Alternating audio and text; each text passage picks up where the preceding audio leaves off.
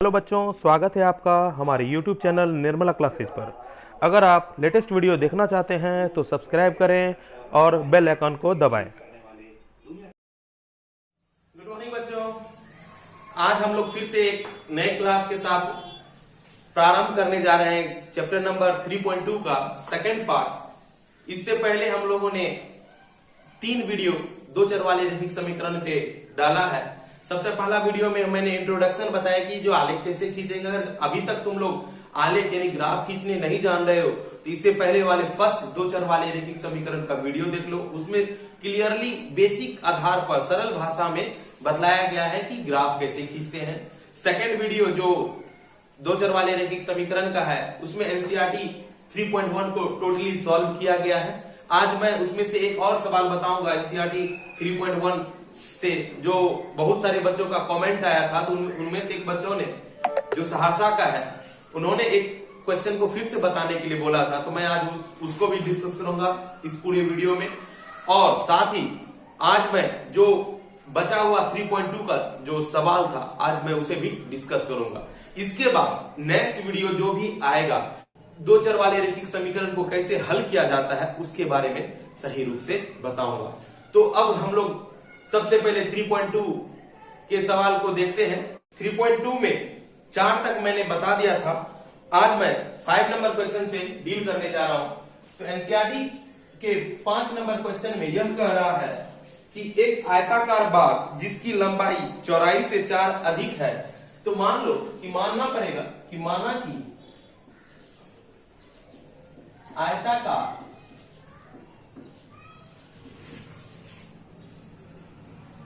बाग की चौड़ाई equal to x metre और लंबाई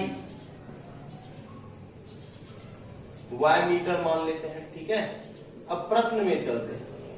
प्रश्न क्या कहता है? प्रश्न यह कहता है कि लंबाई जो है चौड़ाई से 4 अधिक है। लंबाई जो है चौड़ाई से 4 अधिक है। तो कहने के लिए लंबाई क्या है? y इक्वल टू चौड़ाई x है। ये मेरा फर्स्ट इक्वेशन बन गया। ठीक है, अब फिर देखते हैं क्या प्रश्न में और कुछ कह रहा है। तो हाँ, जब पुनः प्रश्न पढ़ते हैं तो कुछ और जानकारी हमें प्राप्त हो रहा है। कहता है क्वेश्चन में कि आयताकार बाग का अर्ध परिमाप 36 है। आयताकार बाग का परिमाप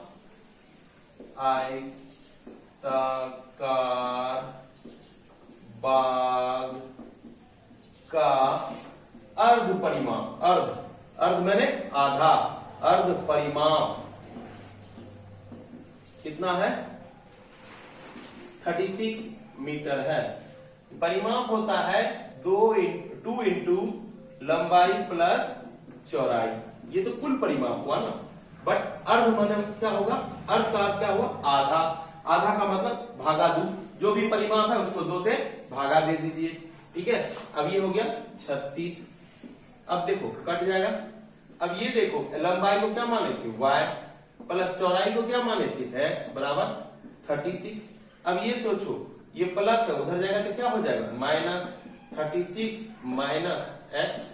ये मेरा इक्वेशन 2 हो गया। ठीक है, अब हम क्या करते हैं? समीकरण 1 से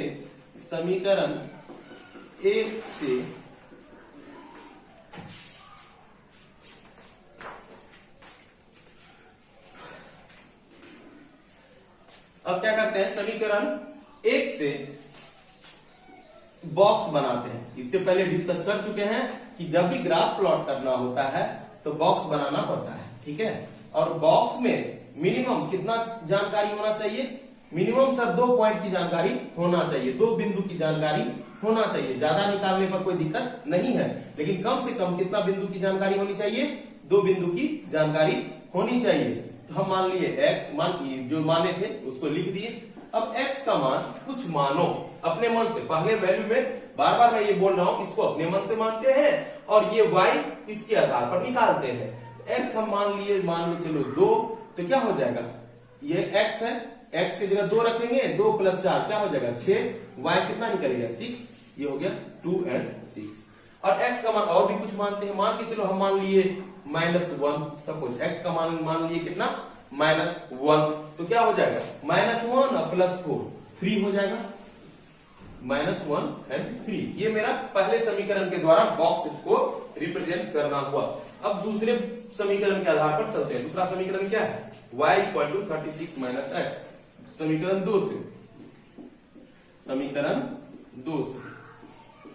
समीकरण 2 क्या कहता है, y = 36 - x। तो अब क्या हो जाएगा, बॉक्स बनाते हैं, फिर से क्या करेंगे, बॉक्स बनाएंगे,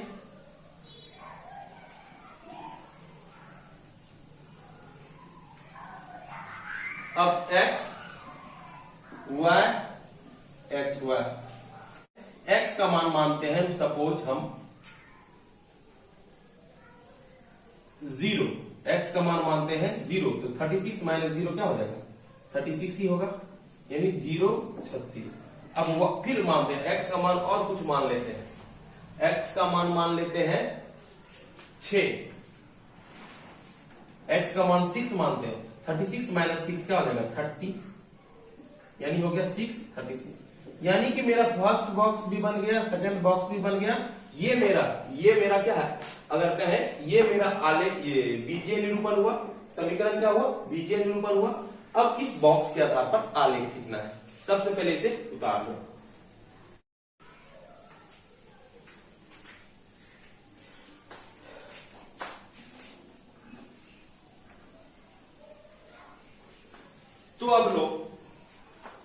तो अब हम लोग इस बॉक्स के आधार पर ग्राफ को प्लॉट करते हैं। सबसे पहले मैंने ये एक ग्राफ का ड्रॉ कर लिया, एक्स अक्ष और वाई अक्ष के आधार पर। हमने देखा कि एक्स में मैक्सिमम वैल्यू 6 था और मिनिमम -1 था, तो मैक्सिमम 6 से ज्यादा 7 खींच लिए, लेकिन 6 भी खींच सकते थे, और मिनिमम -1 होना चाहिए, लेकिन उससे ज्यादा खींच। उसी तरह से लेकिन y का वैल्यू देखने पे पता चला कि y का वैल्यू तो ज्यादा से ज्यादा 36 था और कम से कम 3 था, तो ये नहीं कि 36 को रिप्रेजेंट करना ज्यादा टफ था। तो मैंने प्रत्येक इंटरवल का 3 का अंतर लिया। नीचे में तो मैंने 1 का इंटरवल लिया, बट ये y अक्ष पे मैंने 3 का इंटरवल लिया, इसीलिए 3 का अंतराल लिया। इसीलिए 3, 6, 9, 12, 15, 18, 21 ऐसे करके मैंने लिया। तो अब एक बात बार बार मैं ये बता रहा हूं कि ऐसा जरूरी नहीं है कि जो आप y अक्ष में जितना अंतराल ले रहे हैं उतना अंतराल एक्स अक्ष पर भी लेना होगा, ऐसा नेसेसरी नहीं है। ठीक है, तो अब चलते हैं। अगर तुमको कोई भी डाउट्स आ रहा है इसको रिप्रेजेंट करने में, तो मैंने बार बार कहा है कि आप सबसे पहले जो 2 चर वाले रैखिक समीकरण का फर्स्ट वीडियो उसे देखिए, 100% गारंटी है कि आपको ग्राफ प्लॉट करने अच्छे से आ जाएगा। तो सबसे पहले मैं कहता हूं कि बॉक्स को रिप्रेजेंट करते हैं। तो बॉक्स क्या है, 2 और 6, यानी 2 6 को मैंने हर बार बोला है कि मैं अपने आप को कहां मानूंगा, मेरा पॉइंट सेंटर 0 पे होगा, x की ओर 2, x की ओर 2, तो 2 पर मैं जब ऐसे से अगर कहूं, यहां पर दिखता है ग्राफ पेपर पर कि जो एक बोल्ड लाइन होता है, जो एक मोटा लाइन होता है, उस 2 के लंबवत जब देखते हैं तो हमें जाना कहां पे है, 6 पे।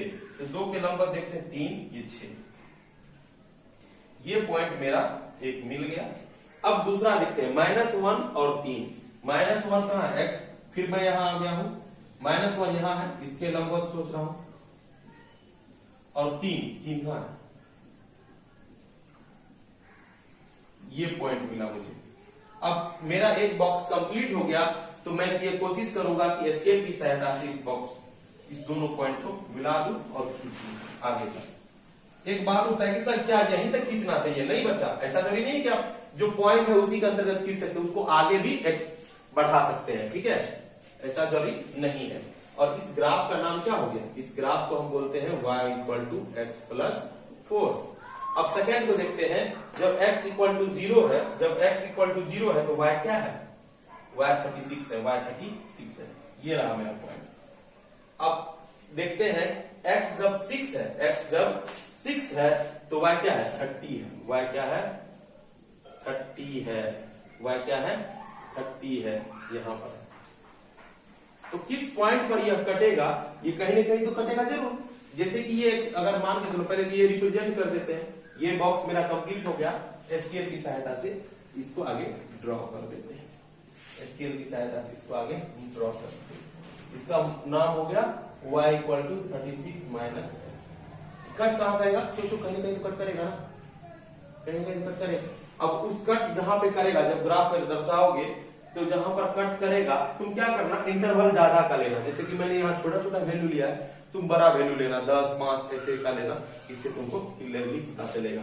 अब जैसे कि हमें निकालना है कि लेंथ क्या है और ब्रेथ क्या है, तो उसके अनुसार सोचते हैं। तो मैंने ये बोला था लास्ट टाइम, ट्रिक में बताया था कि आयताकार की लंबाई या कोई भी चीज का एक्स और वाई निकालना है तो क्या कैसे निकालेंगे।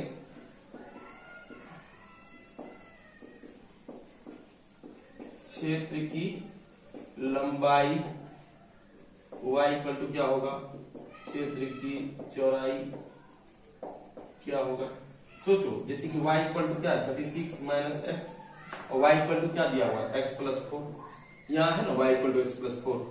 अब देखो 36 माइनस एक्स, इसको अंदर लाओ, इसको बाहर ले जाओ, x माइनस माइनस इधर होगा तो प्लस 36 माइनस 4 इधर हो गया 2x इक्वल टू क्या हो गया 32, 2 से कटेगा 16 टर्म में, x निकल गया 16, यानी x क्या हो गया, चौड़ाई क्या है 16।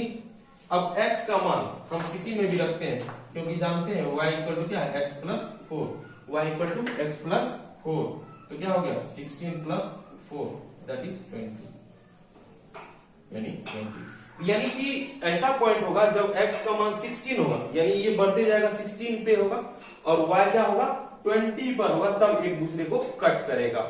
इसके लिए तुमको एक ही सलाह देते हैं, ये क्या ये सर गलत है या सही है? 100% सही है, ठीक है। लेकिन तुम क्या करना कि जो इंटरवल हम लिए है ना, इससे बड़ा इंटरवल लेना। तुम लेना जैसे कि वैल्यू में बता रहे हैं, तुम लेना सपोज 10 ले लेना, 15 ले लेना, 2 वैल्यू लेना है, 10 ले लेना, 15 ले लेना, सपोज लेना है तो 20 ले लेना, 18 ले लेना, यानी कुछ बड़ा अमाउंट लेगा, क्योंकि नीचे में जो है बड़ा बड़ा वैल्यू है इसीलिए। क्वेश्चन नंबर 6 देखते हैं। 6 में यह कह रहा है कि एक रैखिक समीकरण दिया गया है 2x 3y and -8 के रूप में। अब इसी के आधार पर एक नया समीकरण हमें बनाना है, जिसमें वो एक प्रतिच्छेदी के लिए हो जाए, एक समांतर के लिए हो जाए, एक संपाती के लिए हो जाए। यानी 3 समीकरण हमें अपने मन से बनाना है, यानी उदाहरण देना है, एग्जाम्पल देना है, जो प्रतिच्छेदी करता हुआ हो या समांतर करता हुआ हो या संपाती है। तो इसके लिए क्या करेंगे, सबसे पहले ये सोचेंगे कि ये जो रैखिक समीकरण है उसका a1 क्या है, x के पीछे जो रहता है उसको a1, y के पीछे जो रहता है उसको b1, और लास्ट में जो लिखा हुआ रहता है विद चिन्ह के साथ, माइनस है तो माइनस भी देंगे, वो हो गया c1। हम जानते हैं कि प्रतिच्छेदी रेखाएं कब होती है, जब दो समीकरण का अनुपात आपस में पहले दो का अनुपात बराबर नहीं होता, यानी a1/a2 not equal to b1/b2। यानी पहले समीकरण का तो हम जानते हैं क्या होता है a1x b1y प्लस c1, उसके आधार पर मैंने a1 b1 c1 लिख दिया। अब दूसरा समीकरण हमको निकालना है, और दूसरा समीकरण क्या होगा a2x plus b2y plus c2 equal to 0, ये हमें निकालना है। तो अब ये सोचो कि मानना है, जब उदाहरण देने का मतलब अपने मन से मानने के लिए, जैसे कि तुमको कहेगा कि एक बच्चे से मैंने क्लासरूम में मैंने पूछा, अच्छे बच्चे बताओ 1 से 100 के बीच कोई एक संख्या का नाम लो, तो वो बच्चा बोलेगा 65, दूसरा बच्चा बोलेगा नहीं सर 55, तीसरा बच्चा बोलेगा सर 79, चौथा बच्चा बोला 82। क्या सब गलत है? नहीं, सब सही है। क्यों? एक मैंने इंटरवल दिया कि 1 और 100 के बीच में कोई भी संख्या बोलो, तो वो बच्चे सभी अलग अलग नंबर तो बोल रहे थे, लेकिन सही बोल रहे थे। हाँ, अगर बोलता 100 से बड़ा कोई बोल देता, जैसे 125 बोल देता, वो गलत है। एक से छोटा बोल देता, -5 बोल देता, वो गलत है। लेकिन अगर 1 और 100 के बीच में बोल रहा है तो सही है, और आंसर अलग अलग भी हो सकता है। उसी आधार पर मैं जो बनाऊंगा वो सही होगा, हो सकता है आंसर बुक में जो दिया हो उससे मैच ना ही करे, क्योंकि मैं एक उदाहरण के तौर पे दे रहा हूं, और जो कंडीशन है, जो शर्त है, उसको मैं सही से लिख रहा हूं, ठीक है। इसीलिए ये टेंशन नहीं लेना है, लेकिन जो शर्त है उसको ध्यान में रखना है। तो अब मैं मान रहा हूं कि a1 3 मान लेते हैं, b1 5 मान लेते हैं, एंड c1 को 2 मान लेते हैं। तो बताओ अनुपात क्या, सॉरी a1 b1 नहीं, क्योंकि a1 b1 हो गया ना, तब मानेंगे a2 b2 c2, ये माने। क्यों माने? हमें दूसरा समीकरण बनाना है। तो देखो A1 बाय A2 क्या निकलेगा? A1 बाय A2, A1 क्या है 2, A2 क्या है 3, B1 बाय B2 क्या निकलेगा? देखो B1 क्या है 3, B2 क्या है 5। अब जब ये दोनों बराबर नहीं हुआ, इसलिए लिख सकते हैं कि A1 A2 बराबर नहीं है B1 B2 के, तो ये प्रतिच्छेदी रेखाएं हुई। तो इसका समीकरण क्या होगा? समीकरण कहे तो क्या होगा? A2 के लिए क्या है? यही है समीकरण, दूसरा समीकरण A2x, A2 की जगह पर 3x प्लस B2y, B2 की जगह कितना है 5 मान है 5y प्लस C2 की जगह क्या है 2। ये मेरा इक्वेशन हो गया, ये फर्स्ट आंसर हो गया। आंसर मैच करे या ना करे, प्रोसीजर 100% राइट है, टेंशन नहीं लेना है। अब जी देखो समांतर रेखाएं का क्या होता है? A1 बाय A2 बराबर होता है B1 बाय B2, बराबर नहीं होता है C1 बाय C2। इसमें कहता है ये दोनों तो बराबर होता है बट तीसरा बराबर नहीं होता है। उस अनुसार ही हमें मानना पड़ेगा कि पहले दो का अनुपात तो मिल जाए बट तीसरे का अनुपात नहीं मिले, ये मानना है, ये अपने मन से सोचना पड़ेगा। तो A2 को मान लेते हैं, मान के चलो 6, तो B2 जैसे कि देखो इसका तिगुना माने, ये 2 है ना, तो तिगुना माने, इसका भी तिगुना माने, 3 3 जा 9। अब इसे कोई लेना देना नहीं है, C2 क्या मानता है, हम 7 ये मान लिया, ठीक है। अब देखो A1 बाय A2 क्या निकलेगा? A1 क्या है 2, A2 क्या है 6, कट गया ना, कितना टाइम से 1 बाय 3। B1 बाय B2 क्या है? B1 क्या है 3, B2 क्या है 9, तो 3 बाय 9, 1 बाय 3। यानी ये देखो ये दोनों सेम हो गया ना, इस कंडीशन को फुलफिल कर रहा है ना। अब तीसरा भी देख लेते हैं, C1 बाय C2, C1 क्या है -8, C2 क्या है 7, क्या ये दोनों से मैच कर रहा है? नहीं, इसीलिए क्या हो जाएगा A1 बाय A2 बराबर B1 बाय B2 बराबर नहीं है C1 बाय C2। तो समीकरण क्या हो जाएगा? समीकरण इसी के अकॉर्डिंग लिखेंगे, इसमें फिट करो। A2 की जगह क्या है 6x, B2 क्या है 9y प्लस C2 क्या है 7। ये मेरा समीकरण हो गया, ठीक है। अब तीसरा देखते हैं। तीसरा संपाती में क्या होता है? सभी बराबर होता है, C1 बाय C2, ठीक है। अब ये देखो फिर मानना पड़ेगा, ऐसा अनुपात मानो कि सभी एक दूसरे के बराबर। हम इसी को जो पहले वाले को ही आगे बढ़ा देते हैं। A2 में माने हैं 6, B2 में माने हैं 9, अब C2, ये दोनों तो अनुपात में बराबर था, तो कितना गुना मान रहे थे? 2 तिया 6, 3 तिया 9, इसको भी 3 गुना करो, 8 तिया 24, -24 लिखना क्योंकि माइनस यहाँ है तो वहां भी माइनस रहेगा तब न सेम होगा, ठीक है। ये अपने मन से मानना है, ठीक है। अब देखो अनुपात निकालो, A1 बाय A2 क्या होगा 2 बाय 6, 1/3 निकला। B1 बाय B2, B1 क्या है 3 बाय 9, 1/3। C1 बाय C2 क्या है -8 है बाय -24, माइनस कट गया, क्या निकला 1/3। अब देखने से पता चला कि A1 बाय A2 बराबर B1 बाय B2 बराबर C1 बाय C2। तो समीकरण क्या हो जाएगा इसके according? 6x plus 9y minus 24, ये मेरा तीसरा समीकरण हुआ, ठीक है। इसे भी लिख लो।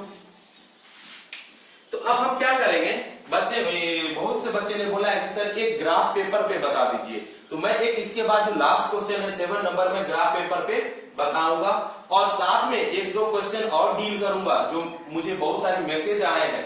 तो उस बच्चों का कुछ क्वेश्चन है कि बच्चों ने बोला है कि सर कुछ का ग्राफ फिर से बता दीजिए, तो मैं वो भी बताने जा रहा हूं।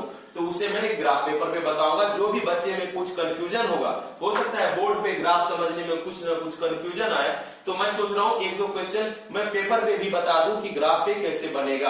तो इससे जो भी कॉन्सेप्ट है, मुझे लगता है उस कॉन्सेप्ट में जो भी कमी है वो कंप्लीट हो जाएगा। और फिर भी तुमको दिक्कत आए तो कंप्लीट कोई भी क्वेश्चन है तुम मुझे भेज सकते हो। मेरा पर्सनल नंबर मैंने लास्ट टाइम भी बोला था, मेरा पर्सनल नंबर है 9709775753, ठीक है। तो जल्द से जल्द अगर वीडियो प्राप्त करना चाहते हो तो जल्द से जल्द मेरे साथ जुड़ जाओ। निर्मला क्लासेज के YouTube चैनल पे जल्द से जल्द जुड़ोगे तो तुम्हारे लिए जब भी मैं कुछ नया बनाऊंगा तो तुम्हें सबसे पहले प्राप्त होगा। इसलिए जल्द से जल्द निर्मला क्लासेस ग्रुप को ज्वाइन कर लो और बेल आइकन को दबाने के साथ तुम्हें ये होगा कि मैं जब भी रात में या सुबह में या कभी भी मैं वीडियो अपलोड करता हूँ तो सबसे पहले तुम्हें इन्फॉर्मेशन जाएगा। और वैसे भी अगर कोई दिक्कत आ रहा है तो सबसे पहले कमेंट बॉक्स में लिखो, कुछ भी समझने में दिक्कत आ रहा है तो अच्छे से मुझे मैसेज करो। मैं कोशिश करूंगा कि मैं उसका समाधान कर सकूं और मैं हर दिन कोशिश करूंगा कुछ न कुछ नया और बेहतर दे सकूं। तो ठीक है, अगले क्लास में मिलते हैं, बाय। अब देखते हैं एनसीईआरटी 3.2 का क्वेश्चन नंबर 7, जो एनसीईआरटी 3.2 का लास्ट क्वेश्चन है। इस क्वेश्चन में कह रहा है कि दो समीकरण x-1 + 1 = 0 और 3x + 2y - 12 = 0 का ग्राफ खींचने कहता है और उसके साथ यह दर्शाने के लिए कहता है कि x अक्ष के साथ उस ग्राफ का अगर कोई ट्रायंगल बन रहा है तो उसका शीर्ष क्या है और उसे छायांकित भी करना है। तो सबसे पहले क्या करेंगे, ग्राफ खींचने के लिए x और y वाले समीकरण को अकेला करेंगे। तो हर बार मैंने x वाले टर्म को दाहिने ओर लिखा है तो वही काम इस बार भी करते हैं। तो अब समीकरण को थोड़ा सॉल्व करते हैं। तो समीकरण सॉल्व करने में मैंने क्या किया, x को दाहिनी ओर ले गए। x जब प्लस ये दाहिनी ओर जाता है तो उसका चिन्ह बदल जाता है। ये प्लस में उधर जाएगा तो माइनस हो जाएगा और ये भी प्लस में 1 जो लिखा हुआ है प्लस में उधर जाएगा तो माइनस हो जाएगा। तो देखने से पता चलता है कि दोनों में माइनस कॉमन है, तो माइनस को कॉमन कर लिया मैंने, तो माइनस माइनस कैंसिल।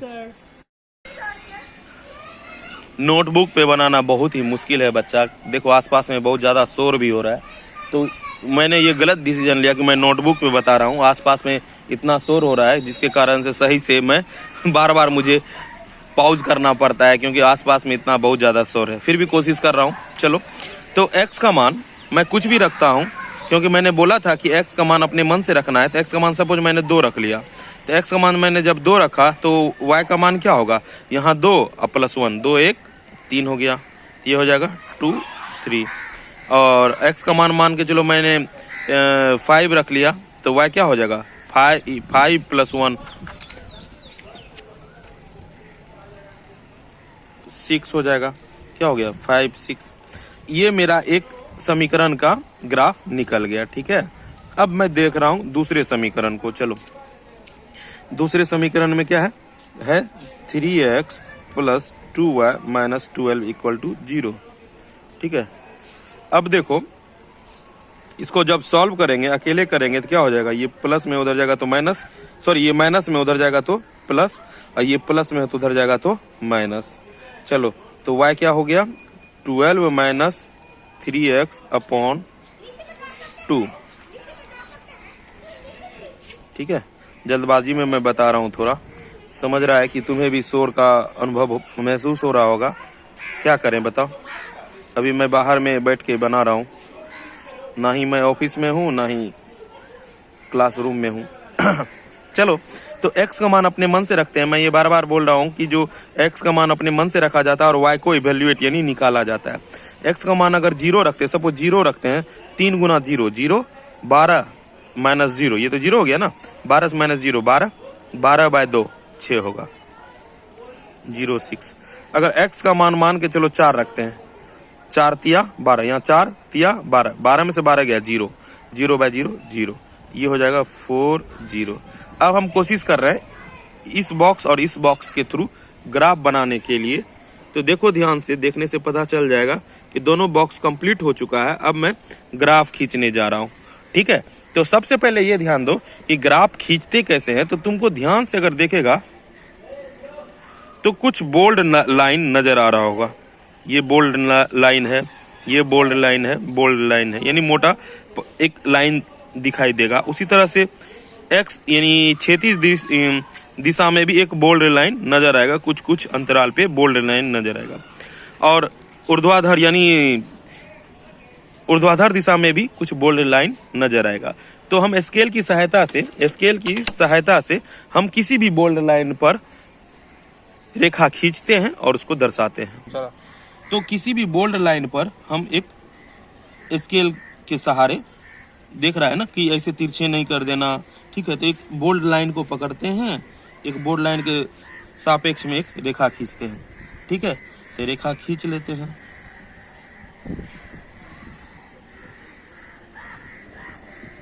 तुम लोग पेंसिल से खींचना, मैं पेन से खींच रहा हूं क्योंकि तुमको थोड़ा पता चले। ये मेरा y अक्ष हुआ। उसी तरह से अब मैं ये जो बोल्ड लाइन दिख रहा होगा कुछ कुछ दूरी पे, उसके अनुपात में, ऐसे नहीं कि कहीं बीच में भी कहीं भी, एक बोल्ड लाइन को सीधा रखकर स्केल की सहायता से हम खींचते हैं।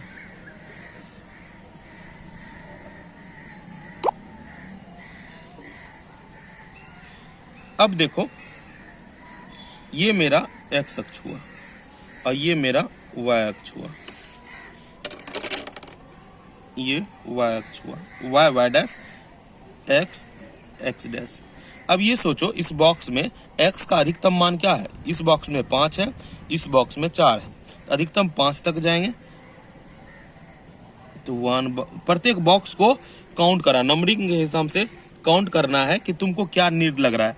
एक का इंटरवल, एक का अंतराल लेना है या 10 या 5 का अंतराल लेना है। क्योंकि डिजिट छोटा में है तो एक ही का अंतराल लेते हैं। 1 2 3 4 5, कम से कम 5 लेना है, ज्यादा आपकी मर्जी है जितना ले सको। 1 2 3 4 5 6। अब ये सोचो कम से कम कितना है एक्स अक्ष में? इसमें तो 2 है, इसमें 0 है, यानी 0 कम से कम है। अगर आप, ये हो गया मेरा 0 जहां पर x और y कटता है, इससे पहले भी डिस्कशन हो चुका है। अगर आप पीछे भी करना चाहते हैं तो करें, इसके लिए कोई दिक्कत नहीं है। तो पीछे में क्या हो जाता है? निगेटिव होता है, माइनस में। चलो इसी तरह से बढ़ जाएगा। अब देखते हैं y अक्ष में कम से कम कितना है, ज्यादा से ज्यादा कितना है। इसमें कम से कम 3, ज्यादा से ज्यादा 6। इसमें भी 6 है लेकिन कम से कम 0 है। तो हम कम से कम 6 है, सॉरी ज्यादा से ज्यादा 6 है, उसे दर्शा देते हैं y अक्ष में। इसमें भी एक का ही इंटरवल लेते हैं क्योंकि बड़ा डिजिट नहीं है। 1 2 3 4 5 6, ठीक है। अब नीचे में 2 या ना 2 उससे कोई फर्क नहीं पड़ता है, ठीक है। उल्टा लेने ना। अब ये देखो, हम हमेशा मैंने बोला है कि अपने आप को सेंटर समझ के रखो कि मैं एक सेंटर पे मेरा नीडल है। तो पहले को क्या दर्शाना है? 2 और 3। तो x, ये हो गया x के डायरेक्शन में, ये हो गया y के डायरेक्शन में। x की ओर जाना है 2, देखो ये x वाला लाइन दिख रहा है, ये x वाला लाइन दिख रहा है, इसकी ओर जाना है 2 और y के लाइन की तरफ जाना है 3। तो ये है y लाइन। देखो यहाँ पर थोड़ा बोल्ड लाइन नजर आ रहा होगा। तो इसमें 3 बॉक्स जाना है, तो 1 बॉक्स 2 बॉक्स 3 बॉक्स। ये हुआ मेरा प्रॉपर पॉइंट। जहां पर ये दोनों कंप्लीट हो जाए, यानी जहां पर ये दोनों बिंदु को दर्शाया जा सकता है, उस बिंदु को हम लोग अंकित कर देंगे। तो उसके बाद क्या करेंगे? एक्स के, हाँ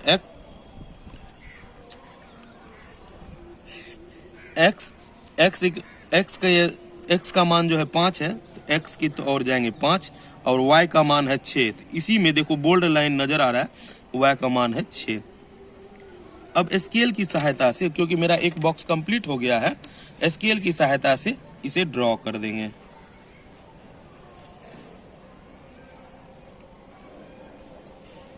ठीक है, ये ड्रॉ कर दिए।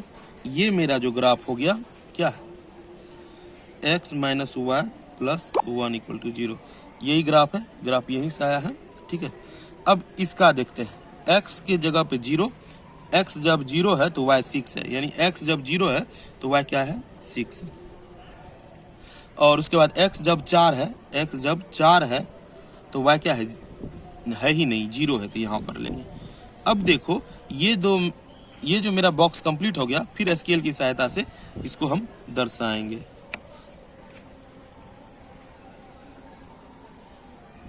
इस पॉइंट को और इस पॉइंट को मिलाते हुए स्केल को रखे और फिर उस लाइन को खींच दिए।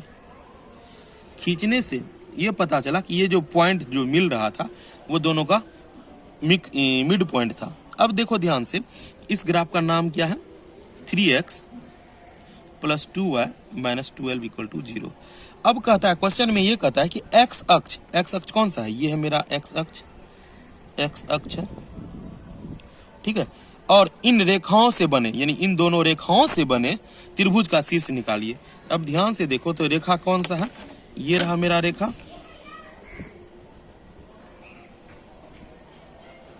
और ये रहा एक्स अक्ष। तो उसका शीर्ष को हमको छायांकित करना, शीर्ष से होते हुए जो एक क्षेत्र त्रिभुज का बनेगा उसको हमें छायांकित करना है। ये एक्स अक्ष है, इसीलिए ये दोनों तो रेखा है।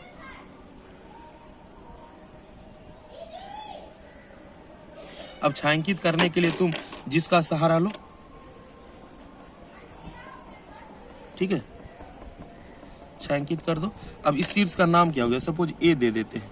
इस पॉइंट को देखेंगे, एक्स क्या है 2, वाई है 3, 2 3 दर्शाया गया। इसको बी बोल देते हैं। ये क्या है, x equal to 4, y equal to 0। अब ये देखो, x equal to -1 and y equal to 0। ये प्रॉपर तुम्हारा ग्राफ हो गया। एक क्वेश्चन पिछले क्लास का देखते हैं, जो एक बच्चे ने पूछा था, तो मैं आज उसको हल कर रहा हूं। तो क्वेश्चन ये था कि 2 केजी सेब और 1 केजी अंगूर का मूल्य किसी दिन 160 रुपए था और 1 महीने बाद 4 केजी सेब और 2 केजी अंगूर का मूल्य 300 रुपए हो जाता है। तो इस स्थिति में बीजीय तथा ज्यामितीय रूप में व्यक्त कीजिए। तो सबसे पहले क्या करते हैं, ये सब मैंने बता दिया था, फिर भी बता रहा हूं। सबसे पहले क्या करते हैं, माना कि एक सेब की कीमत x रुपया है और एक अंगूर की कीमत y रुपया है। तो प्रश्न के आधार पर जो समीकरण बनता है उससे पता चलता है कि 2 केजी सेब और 1 केजी अंगूर। तो सेब का प्रति केजी है x रुपीज, तो क्या हो जाएगा 2x प्लस, और अंगूर का है y rupees, 2x plus y equal to 160 rupees. ठीक है। अब फिर पुनः प्रश्न में यह कहता है कि 4 केजी सेब और 2 केजी अंगूर, तो 4x plus 2y equal to कितना दिया है 300 रुपीज। तो 300 रुपीज। तो इस स्थिति में समीकरण 1 को हर सरल करते हैं और उसका बॉक्स क्रिएट करते हैं। जैसे कि यहाँ पे क्या हो जाएगा 80 and 0, ये सब मैंने पहले भी बताया है। और समीकरण 2 को भी हल करते हैं और उसको भी बॉक्स में उस मान को रखते हैं।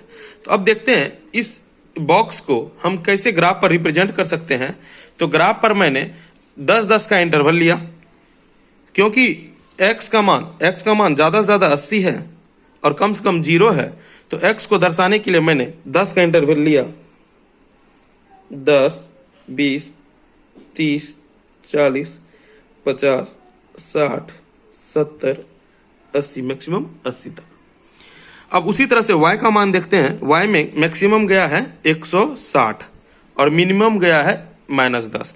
तो 10 का इंटरवल इसमें तो नहीं ले पाएंगे, तो ये सोच रहा हूं मैं 20 का इंटरवल ले लेता हूं। 20, 40, 60, 80, 100, 120, 140, 160, ज्यादा लेना है आपकी मर्जी है, लेकिन 180 तक ले लेते हैं। नीचे क्या होगा, नीचे होगा -20, -40।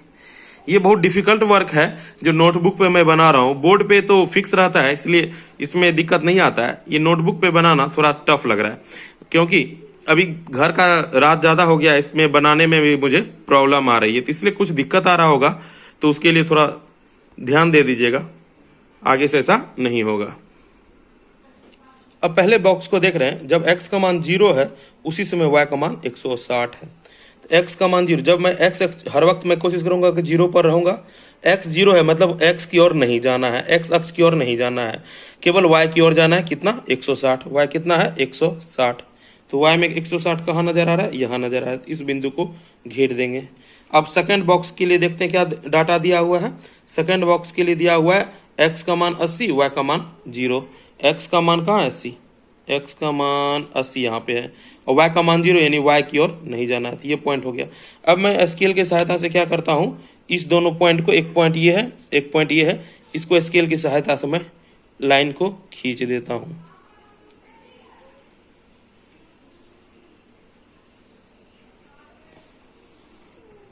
मैंने लाइन खींच दिया है। और इस ग्राफ का नाम क्या है, ये जो इस बॉक्स के कारण ये जो ग्राफ खींचा गया, इस ग्राफ का नाम क्या है 2x plus Y equal to 160। यानी लिख सकते हैं 2x plus Y equal to 160। अब सेकेंड बॉक्स को देखता हूं, x इक्वल टू 50 तो y equal to 50, x equal to 50 तो y इसी अकॉर्डिंग में जाएंगे, y इक्वल टू 50। y ये देखो 40 और 50 के बीच में, 40 और 60 के बीच में 50 होगा।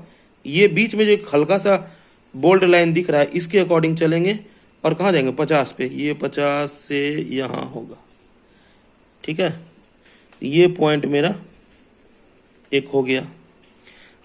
ऐसा नहीं कि इस पे मैच कर रहा है, इससे कुछ डिफरेंट है। अब ये सोचो x का मान कितना है, x का मान है 80, सॉरी x का मान 80 एंड y का मान -10। x का मान 80, x का मान 80 और y का मान -10। और प्रत्येक बॉक्स 20 का है तो 10 कहाँ होगा, इसके जस्ट नीचे होगा, बीच में होगा। ठीक है, अब ध्यान से देखो, ये भी इससे कुछ नीचे, ये भी इससे कुछ नीचे। हमको लग रहा है ये दोनों, अगर इससे जो लाइन खींचा जाएगा, इससे जो मैं एक रे खींचूंगा, एक लाइन खींचूंगा जो कि एक जैसे लगता है कि पैरेलल होगा, यानी समांतर होगा। इसको मैं दिखा रहा हूं, मैंने दिखा दिया तो पता चल रहा है कि ये दोनों लाइन एक दूसरे के समांतर है। और इस ग्राफ का नाम क्या है, इस ग्राफ को मैंने इस बॉक्स के आधार पे खींचा है। इस बॉक्स का क्या नाम है, 4x + 2y = 300। मैंने लिख दिया 4x + 2y = 300। आगे से मैं जो भी सवाल होगा मैं बोर्ड पे ही बनाऊंगा, क्योंकि ये ग्राफ बताना था तो मैंने सोचा कि एक क्वेश्चन ग्राफ के थ्रू भी बता दूं, जिससे कि बच्चे को कुछ आसान लगे कि ग्राफ पे कैसे प्लॉट करते हैं। बोर्ड से समझना तो आसान है, बट बोर्ड पे प्लॉट करना थोड़ा बच्चों को समझने में मुश्किल हो जाता है, इसलिए मैंने सोचा कि एक ग्राफ पेपर पे मैं खुद बता दूं। तो मिलते हैं अगले क्लास में, बाय बाय।